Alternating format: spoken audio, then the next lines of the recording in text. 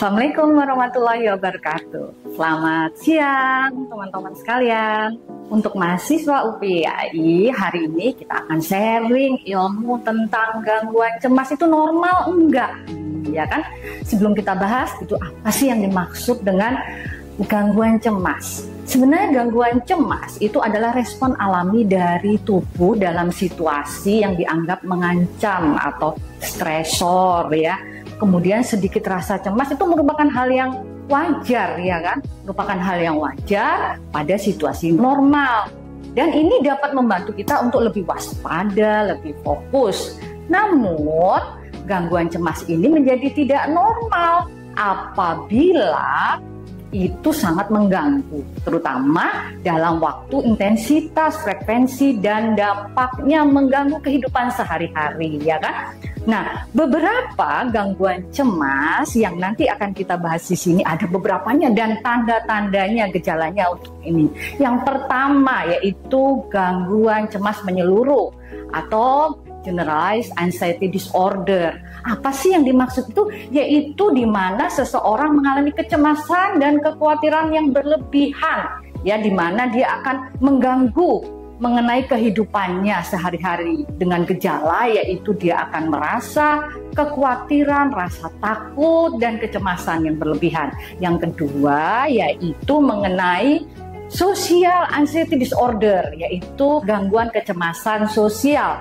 Biasanya gangguan kecemasan sosial ini kita sebut dengan fobia sosial, yaitu kecemasan dan ketakutan ketika kita berada di dalam kerumunan banyak orang atau bertemu dengan banyak orang. Yang ketiga, apa sih yang ketiga? Yaitu fobia, kecemasan terhadap sesuatu objek atau situasi yang irasional ya. Apa itu? Misalnya kita takut pada hewan atau mungkin pada benda atau takut terbang. Nah, itu situasi yang irasional. Kemudian ada namanya gangguan panik atau panic disorder.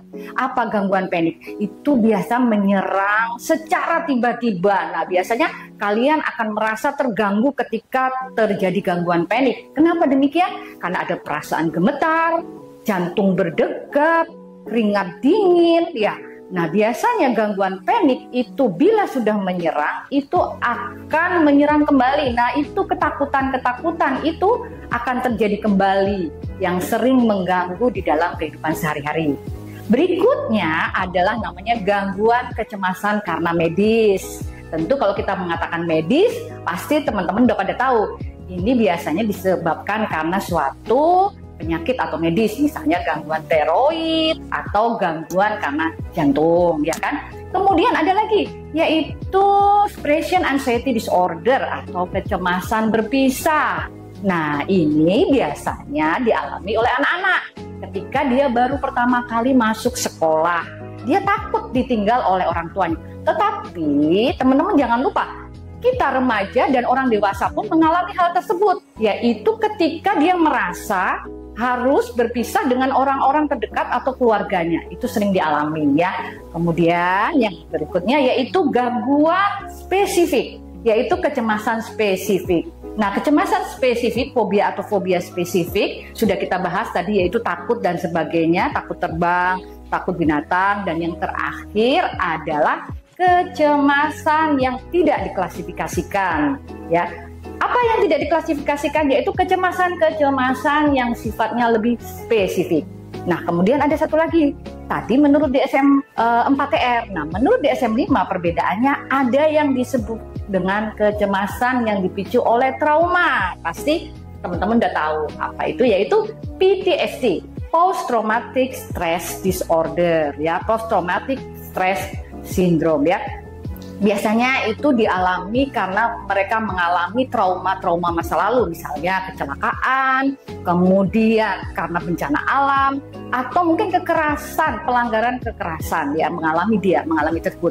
Nah, biasanya teman-teman yang mengalami tersebut, biasanya tanda-tandanya dia akan mengalami mimpi buruk, gejalanya mimpi buruk, dan satu lagi yaitu reaksi emosional yang berlebihan ketika menghadapi situasi di mana itu adalah trauma masa lalunya ya. Kemudian ada lagi yang dinamakan dengan obsesi kompulsif, yaitu kecemasan atau ketakutan, yaitu karena pikirannya, ya, pikirannya yang berulang, pikiran yang tidak rasional yang berulang sehingga mengganggu.